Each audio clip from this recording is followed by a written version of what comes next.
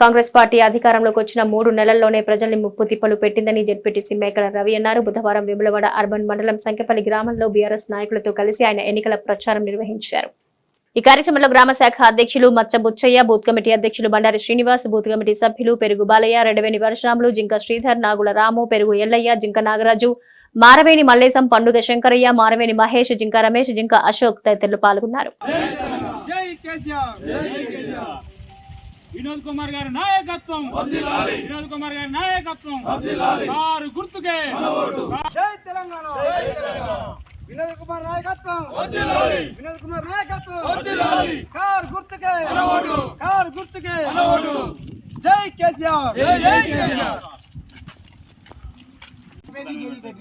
Car గుర్తు కోట కొంచెం ముఖ్య తమిళ కనబడకుండా రైట్. జై తెలంగాణ. జై తెలంగాణ. కారు గుర్తుకే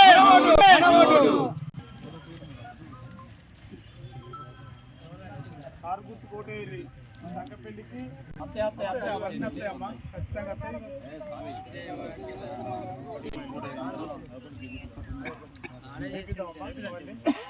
జై తెలంగాణ. ఈరోజు వేములవాడ అర్బన్ మండలంలోని సంకెపల్లి గ్రామంలో ఇంటింటా ప్రచారం మా కార్యకర్తలతో నిర్వహించుకోవడం జరిగింది. అలాగే వివిధ కుల సంఘాల దగ్గరికి వెళ్ళి ఓటు అభ్యర్థించి వారితో కూడా మాట్లాడడం జరిగింది.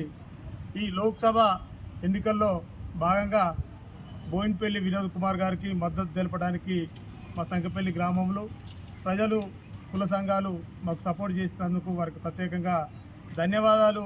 ఎందుకంటే ఈ సంకెపల్లి గ్రామానికి బోయిన్పల్లి వినోద్ కుమార్ చాలా చేసిండు. ఇక్కడ 45 ఇండ్లు ఇబ్బంది ఉండే, అది ఎఫ్ఆర్ఎల్లో లేదు అని చెప్పి దాన్ని ఎఫ్ఆర్ఎల్లో తీసుకొచ్చి మరి అవి మిడ్మానర్లో పూర్తిగా పూరేందుకు మధ్యమానర్లో పూర్తిగా కలిపి 45 ఇండ్లకు గెజిట్ నోటిఫికేషన్ కూడా ఇవ్వడం జరిగింది. మొన్ననే గెజిట్ నోటిఫికేషన్ పబ్లికేషన్ కూడా జరిగి ఎస్టిమేట్ కూడా చేయడం జరిగింది. ఈ మధ్యమానర్ సమస్యలు బోయిన్పల్లి వినోద్ కుమార్ వినలేని సేవలు చేసిండు. ఎందుకంటే మొన్ననే అనుపురానికి 22 హౌసెస్ పైసలు ఇవ్వడం జరిగింది. రుద్రవరానికి 45 ఇండ్ల పైసలు ఇవ్వడం జరిగింది. చీలవంచకు 103 ఇవ్వడం జరిగింది. చింతల్టానకు 18 ఇవ్వడం జరిగింది. ఈ నాట్ నోటిఫికేషన్ ఆనాడు కాంగ్రెస్ ప్రభుత్వం మోసం చేసి ఆ నాట్ నోటిఫికేషన్ చేయకపోతే మా ప్రభుత్వం వచ్చిన తర్వాత నోటిఫికేషన్ చేసి మరి అలా పేమెంట్ ఇవ్వడం జరిగింది. ఇలా కాంగ్రెస్ వాళ్ళు ఏదో గొప్పలు చెప్పుకుంటారు. 3 నెలల్లోనే ముప్పు తిప్పలు పెడుతున్న ప్రజలను ఎన్నో కష్టాలు 6 గ్యారెంటీలు అని చెప్పి నట్టేయటం ముంచి అధికారంలోకి వచ్చిన ఈ కాంగ్రెస్ ప్రభుత్వానికి ఈ లోక్సభ ఎన్నికల్లో వారికి తగిన గుణపాఠం కూడా తథ్యమని చెప్పి మరో ఈ స్థానిక ఎంపీ బండి సంజయ్ కుమార్ ఎన్నో ఇప్పటి వరకు 5 సంవత్సరాల ఓటుకు వచ్చిందంటే ఇప్పటి వరకు ఏ ఒక్క రోజు కూడా మధ్యమాన సమస్యల గురించి కానీ మధ్యమాన ప్రజల గురించి కానీ ఏ ఒక్క రోజు వచ్చి ఇక్కడ మాట్లాడిన పాపాన పోలేదు.